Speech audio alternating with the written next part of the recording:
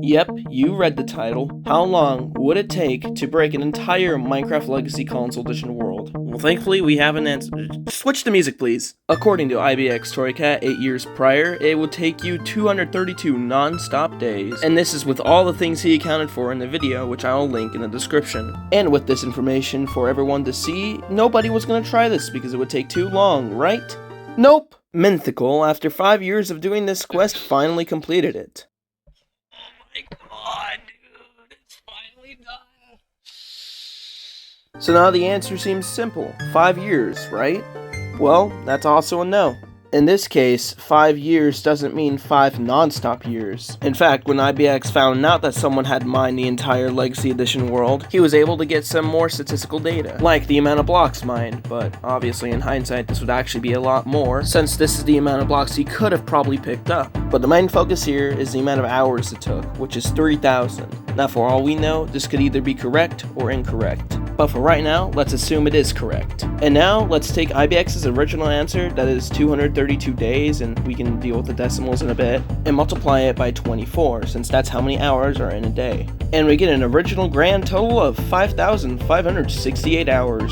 And now we do the same equation with the original form, and now we get 5,570.616. And now it's time to do the opposite, to truly find out how long it takes to break an entire MCLE world. And all we have to do here is divide 3,000 by 24, which gives us a grand total of 125 non-stop days. So once again, we have our answer, right?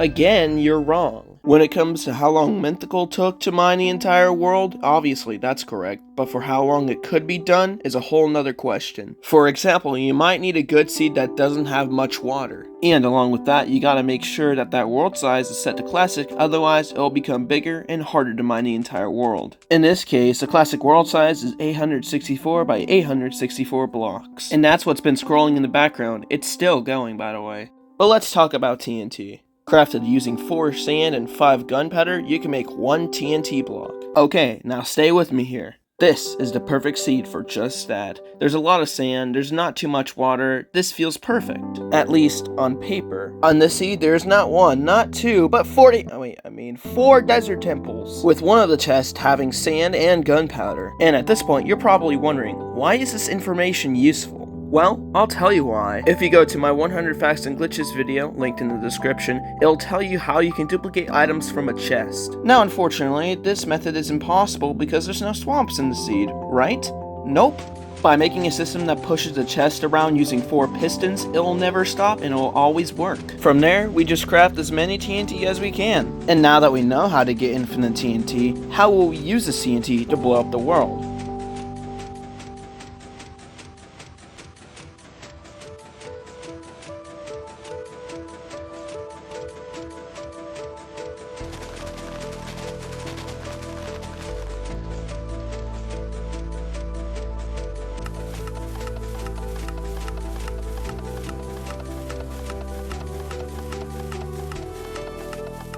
If we're looking for a definitive number of ways to blow up the world, there's 2 that I think are the best for this situation. One of those ways is to dig straight down to bedrock and pillar back up with TNT, which you have to do in a sequence of spaces. Putting TNT like this in a 4x2 grid all the way down to bedrock gives us a pretty big hole, with the exception of water flowing down in blocks that have not yet been broken. Now while it is an effective way to do it, it does have its flaws. Like sometimes not all the TNT blocks will explode. The biggest example is shown right here, where we have a flat world full of TNT and it actually makes a cave of TNT rather than just all blown up. The bright side of this story is when you dig down you'll be able to see what is blocking the TNT from exploding. And there's one more other way, and as long as you get a dispenser and lever, you can activate the TNT to blow up the area it will blow up from top to bottom.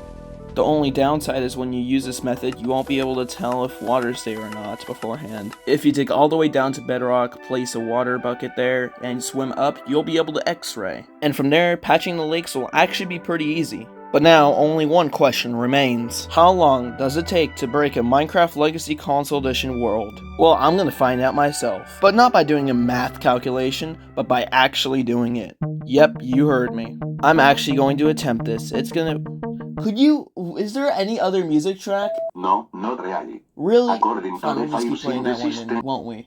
whatever you say, madman. Okay, well, so anyways, I am actually going to be attempting this. Now, I do want to quickly mention that I'm not going to be posting this series daily, especially when you're taking into consideration that all my recordings are usually above 4 hours. And of course, it's just more than recording for above 4 hours, it's a lot of other things which I don't want to go into. But obviously, before I close this video, I want to give credit where credit is due, and in this case, it's due to Minithcal. I mostly got the idea from him, but in an attempt to do it faster and more efficiently. His channel will be linked below. And with that being said, we come to a close with this video. If you have enjoyed and you want to see more, make sure to like and subscribe, but don't make that your first priority yet. I recently made a 2-part series that I put a lot of effort into, so if you could watch that, that'd be much appreciated. Otherwise, day 1 will show up right here. So I'll see you there. Goodbye.